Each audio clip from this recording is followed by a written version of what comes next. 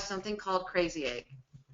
Now, Crazy Egg is one of my favorite tools that I added last year, towards the end of last year. And what Crazy Egg does is it shows you how the user is engaging with your web pages specifically. Okay, so let's just go ahead and open one up here. Oh, let me go back to the top one there. Oh, let's do it this way.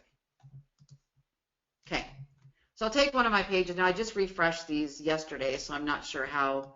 Let's take a look at where the clicks are. This is fascinating to me because this is how you know, this is where you will learn how to design a web page that is designed to get engagement from the customer, because you're now able to see how did they engage with the page, where did they scroll to before they left, what did they click on. Okay, so this is called a heat map, and what this does is it measures where their eyeballs go. Now, when I say eyeballs, it's kind of like this. They're scrolling and their mouse stops on the page, you know, that type of thing. This is measuring that engagement of where the heat's going. And so you can kind of get a look. These really bright ones right here are the strongest. And then obviously blue is getting some traffic, but you can see here they're not even looking at this text. They're not even looking at this text. The text, this particular page, the text is there for the search engines, because this particular consumer is Googling horse property in Las Vegas, and guess what they want to do? They want to look at horse property. They don't care about the text on the page. So I could probably do away with all the text on this page, and it would perform probably even at a higher level, because the users don't want it. They only want the properties. In fact, I may just do that because it's already ranking great on the search engine, and it will keep ranking great on the search engines even with no words on the page, because I'm giving the user exactly what they want, which is the properties. Okay. Now here's my favorite thing. Let's click on here to overlay. Now these little buttons are exactly where they clicked. No question, this is where they clicked. You guys, to be able to see where a consumer clicks on your page is priceless, because it tells you everything you need to know about design. How well am I designing? I can also change this view now to only mobile and see how they did on mobile. I could change it to only desktop and see how this page performs on desktop. Then I can change it, because my users are more on mobile than they are on desktop, and by the way, so are most of yours. And so I'd rather have it perform better on mobile. And so I'm going to design for mobile instead of for desktop. And I'll do a whole nother webinar on designing for mobile coming up soon. But here's what I can see based on this. If I look at this list, I can see percentage-wise where they clicked, what got the highest one. But if I just really quick look at the page, let me get rid of that button there. Total clicks on the page, 3,339. I'm trying to close that box. Where's the box? Where's my close button? I swear it's on there. Let me go back to overlay. There it goes. Okay. All right. So here's what I'm able to see. Red is what I'm looking for. Red is going to tell me that there was a significant majority on one spot on the page. Okay. You see all the blue? That means they're probably all the same, and I'll show you where you can look exactly. So blue's getting, every single one of these blues are clicks. Okay. If I see teal, they're getting a little bit more clicks, but if I see red, I know that I hit the mother load. So I'm looking for blue, teal, and red clicks on the page, okay? So this red shows me 37.1% of all the clicks on this page went on this carousel. So let me tell you guys something. These carousels are magic. These carousels are created by IDX Broker. I can go in there, I can create this little widget, and I can say, give me a carousel with all homes that are in this price range, that are in this zip code, or this subdivision, or this community, or I can draw a polygon map, you know, and that, believe me, those polygon maps are priceless when you start doing this at a high level, and I can put that carousel in there. These carousels are incredible. Now on a mobile, here's what it looks like. Let me just grab this page, shrink it down. Oh, there's my calendar. Hello. Okay, so oh, it didn't do it. I need to use a mobile responsive tool.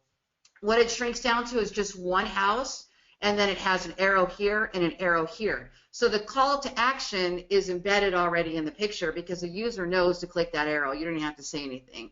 And if you put it up top, you have immediately given them what they want. So here's your number one advice that I have today for you, besides make sure your page loads in 3 seconds or less. All right, that's number one. Let's make this number two. Number two is give the user what they want at the top of your page. At the top of your page, here's why. Look at this scroll map for a second. All right, here's where the user scrolls. Let's look at it on mobile. Filter, take off desktop, take off phone, tablet. Let's look at a phone only. Okay, this is a mobile. This is where the user is scrolling. White and yellow is your majority. Red is your next step. By the time you get into green and blue and black, nobody's scrolling there. This is scrolls, okay? Look at what happens. Everybody is right there. Everybody who lands on your website is right there. That is your, when you talk about real estate, location, this is your location when it comes to web design. That when you're building your website, you're giving them the value right there. It's below the scroll. It's below the fold, right? I mean above the fold, above the scroll. So don't waste this prime real estate right here with something that's like a slideshow that does nothing for you, that's not relative to the consumer. Because if you've got one of those slideshows right here that's taken up all that prime real estate, they have to scroll to get below it, and look what happens. We just lost 50% of our people. And look what happens when they scroll down more. They're gone, you guys. Now, they come back here. Why? I've got the search widgets there. I've captured their attention back again. So what we typically find is we have everybody on the top. We have nobody at the bottom. About the 3/4 point on your scroll is where they'll come back. So what we've learned to do is put our offers for registration at the top. Like if we're going to give away a free home seller's guide or anything like that, or make an offer for a free home value, free instant home value, whatever, we're going to put it at the top, and we're going to put it at 3/4 of the page down, because that's where they come back. So they kind of do this big scroll with their finger, right? And if they do a big scroll with their finger, it actually on a mobile, it creates like 2 or 3 scrolls, one big swipe, and then they wind up. But I only know this from testing and measuring. I didn't guess.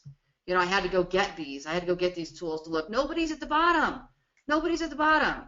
And nobody's on those right-hand columns either. So websites need to be wide. They need to be, we need to get rid of the columns, okay? The only use of the right-hand columns, in my opinion, are like blog sites, product sites that have, if you've got a good desktop, still got a good desktop audience. A lot of those e-commerce sites don't anymore. Then your right column will push down to the bottom, and you'll put your search widgets. But look at the bottom; they're not there. Look, it's black. It's dark blue. Nobody's there. Okay. Yeah, this software is called Crazy Egg. I have no affiliation with them. I don't even think I have an affiliate link. Do I have a link with Crazy Egg even, Sabrina? I don't believe so. Let me double check. Yeah, we need to look into that. I only talk about products that I use, but if I'm gonna, I get you guys a coupon or something, hopefully. All right, will you put a note to look into that for me? Thanks. This is called Crazy Egg, and I don't know the prices, I'm sorry. I can tell you that I have like a really expensive version.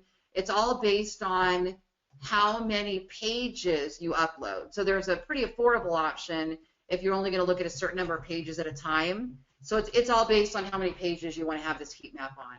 Okay, I have not yet tested this Playster. It's possible Playster pages do have WYSIWYG editors. The IDX wouldn't work with it, but the actual community pages that we build out have it. So we might be able to pull this per page, but I haven't done it yet. I haven't looked at it. So, oh no, yeah, we could, only if we could put that code on that page. So I don't know. I will let you know. I have to go check that out. Clicky has heat maps. I just don't care for them. I love everything about Clicky. The basic heat map Clicky comes with is this kind that looks like this. So it's like insanity to try to even understand what it is. Or it's like this one where it just might measure the mouse, but that's not giving you, it's giving you an idea, but it's not really giving you any kind of deep data. It's definitely not giving you these overlays where you can see exactly where people are clicking, okay? So after I started using this is how I got really, really good at user engagement. Bounce rates went down, search engine rankings went up, user experience went up, leads went up, everything went up.